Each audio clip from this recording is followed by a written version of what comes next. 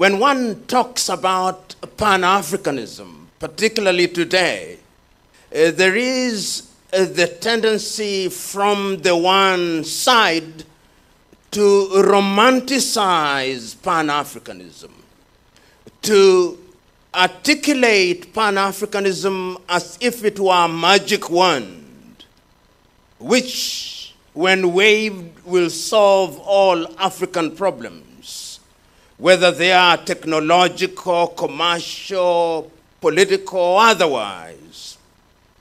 Then, from another perspective, there are those who think that Pan-Africanism is merely a curiosity, one that we take refuge in order to massage our egos without more. But Pan-Africanism is serious business. It is serious business because it helps to give us a worldview of what we can do in order to give Africa and Africans a sense of direction and a sense of esteem. And Pan-Africanism must be traced to its origins. And of course, one will not go to the period prior to the interaction between Africa and other civilizations. But there was some element of Pan-Africanism. And those of you who are familiar with the works of Cheikh Anta Diop will be familiar with his very able articulation of the state of Africa before the advent of the colonizers, before the advent of slavery, classical slavery as we know it.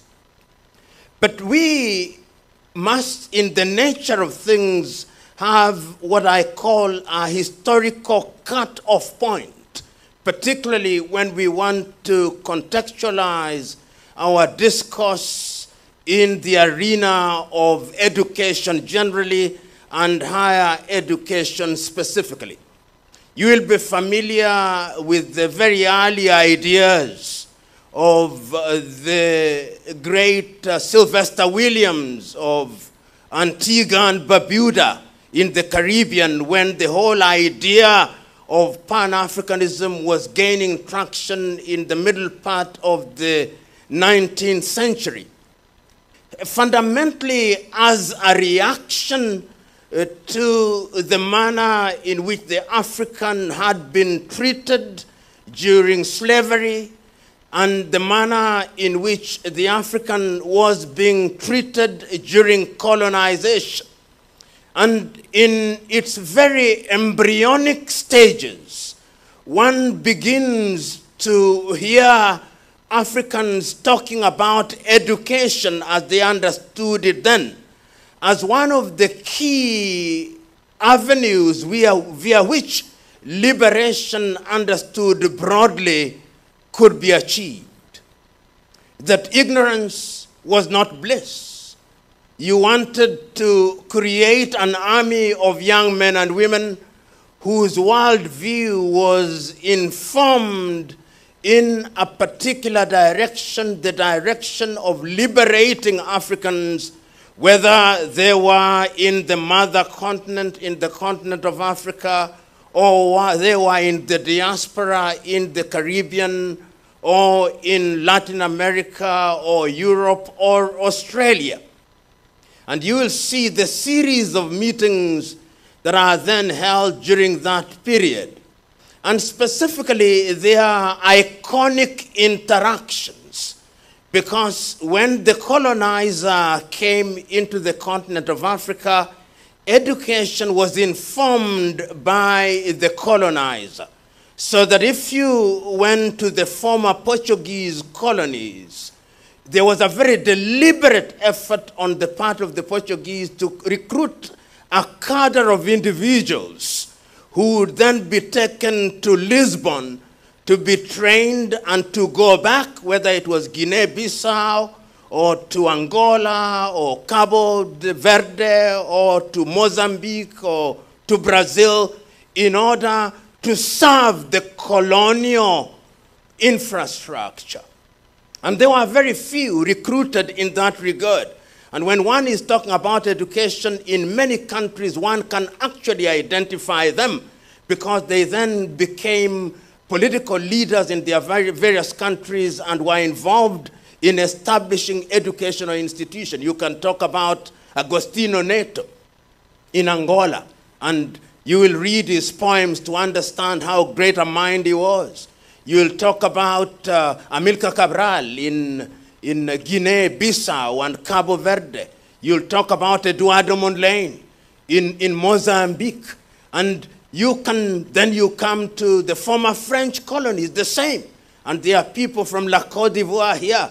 You'll know that institutions such as the Sorbonne had specific faculties that were created for the purpose of recruiting young Africans, people like Leopold Sédar Senghor in Senegal, Félix Houphouët-Boigny. And these were individuals who were specifically identified and picked to go for what was fundamentally indoctrination. And of course, the British also did the same thing.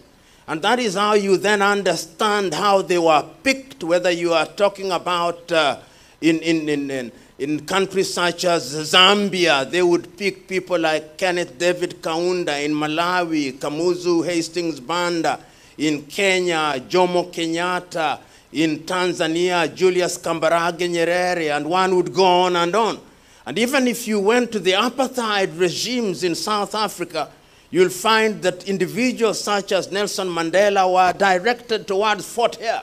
And Fort Hare was deliberately designed to train young people in order to support what was fundamentally a legal regime and a political regime that was meant to perpetuate itself. If you go to Namibia, and I'm mentioning these individuals because later they become the leaders who are involved in dealing with education in Africa. You go to Namibia, Sam Nujoma did not go to school very much, but he had his stint, and Ndimba Toivo, and one can count all of them. So that the Africa that you are talking about and the education that you are talking about is an education system that was designed to undergird the colonial system. Recently, I went to Zanzibar, and a young man was taking me through the stone town of Zanzibar, and he had the most amazing interpretation. He told me, this is one of the schools that they built in order to teach Africans to think like them. Then this is one of the churches that they created so that they could teach the Africans to worship like them and to paralyze their spirituality. And this is one of the hospitals where they treated them when they were sick so that they could serve them. I thought that was ingenious. It was a correct interpretation so that whenever the African was educated, it was not by design that you should help your fellow Africans. That was coincidental. You are simply an agent and a vessel for purposes of ensuring that you serve the colonial masters. The French and the Portuguese were more blatant. And the good professor from La Côte d'Ivoire will tell you that when they took people to the parades, one of the things they would do for the Africans to say, our ancestors, the Gauls. An African saying that their ancestors were the Gauls. And it is in that context that therefore you must understand when we are talking about the establishment of education facilities across the continent of Africa, universities were informed by that. Whether it was the University of East Africa, with campuses in Kampala, Makerere for medicine, the Royal Technical College in Nairobi for engineering, the University of Dar es Salaam for law. And if you came here in Ghana when they established the Achimota College, and I want you to look at the founding instruments of Achimota and why they established Achimota. And they were doing that in King's College Budo in Uganda and later in Kisubi. The whole idea was to create an African man and woman who was fundamentally an automaton, designed to serve the master, designed to serve the puppeteer. He or she was meant to be a puppet. You know, this debate begins to crystallize a lot more visibly in the United States when you are talking about Pan-Africanism. Because the United States is grappling, the black man has been released from slavery. They have been told that they would get 40 acres and 1 mule, which they never receive.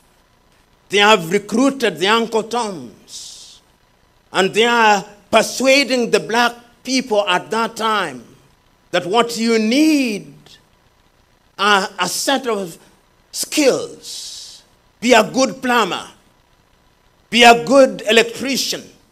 And in the United States, you begin to see a battle and two streams. Booker Taliaferro Washington, whom you will remember, and his college in Tuskegee in Alabama, who says the Negro must go to this education institution in order to be trained to have a set of skills, to conform. But there is another stream of W.E.B. Du Bois, who says education must be revolutionary. It must change your mind. It must change your thinking. We must think differently. If they have Harvard, we must have Howard. We must think differently. And at that time, a young South African is also visiting and learning in the United States of America. People never talk about him as much as they should. Pixley Kaisaka Seme. Many people don't know, but there is a book written about him as the founder of the African National Congress. Pixley Kaisaka Seme is then a student at the University of Columbia, and he delivers one of the most iconic speeches ever delivered by an African in the month of April 1906, the regeneration of Africa. And I commend it to you. He says at that time, and I paraphrase rather than quote Pixley Kaisaka Seme, that Africa must rise again. It must rise from the morass of confusion in which she finds herself. And it is not lost on me that Pixley delivers that lecture in the year 1906.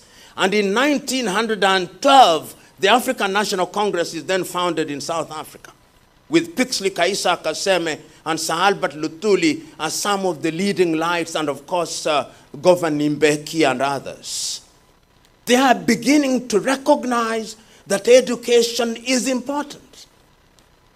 At that time, you also see other Africans going to the United States. Nnamdi Azikiwe of Nigeria, Zik of Africa, to Lincoln College in the United States of America. Kwame Nkrumah is also going to school at that time. Mwalimu Nyerere is in Edinburgh. Kamuzu Banda is also in Edinburgh. People are going. Africa is beginning to see education as something that is important. James Kwejir Agri of Africa, who later became the first black deputy principal of Achimota College and a teacher of the Osagie for Kwame Nkrumah. They are taking all these individuals to Europe and America in the belief that these individuals will do their bidding. But they do not know that they are planting a seed which is going to germinate in a totally different way, and to give birth to an educational system which is going to revolutionize the continent of Africa. And you can see quite a number of Africans, even when you go to the former French colonies, you see that wave of Leopold Senghor, as I talked about, Felix Houphouët-Boigny, you see Ahmed Ben Bella, Bibo Giba. All these are individuals, Chekante Diop. All these individuals are going to that part of the world, but the colonizers do not for one moment believe that they are going to come back and be the agents of change and be the agents of revolution of education in the continent of Africa. And this is important because the spirit of Pan-Africanism is then being planted at that time. A series of meetings, as I've already indicated, are held in the Caribbean and ultimately culminating in the much more famous meeting in 1945 in Manchester in the United Kingdom, where some of the names that you can recognize are present in Manchester, where the spirit of Pan-Africanism, which is revivalism of individuals who did not go to school, want us to see education from a totally different perspective. You can see a little later people like Marcus Garvey. No formal education, but they are influenced by this spirit of Pan-Africanism when he sings, Garvey was a buffalo soldier in the heart of America. When you hear people like Fela Nicola Pokuti, much later in Nigeria, Miriam Makeba from Southern Africa, you can see the arts are being influenced by these. And ultimately, when we talk about Pan-Africanism 1945, you begin to see a people who know that in order for Africa to realize our potential, our people must begin to work together. And it's instructive. You see people like Walter Rodney from Guyana. These are academics. Ame Sessoa from Martinique. And you can see the writing at that time. After 1945, we then begin to see the agitation, both from the political front and across the continent.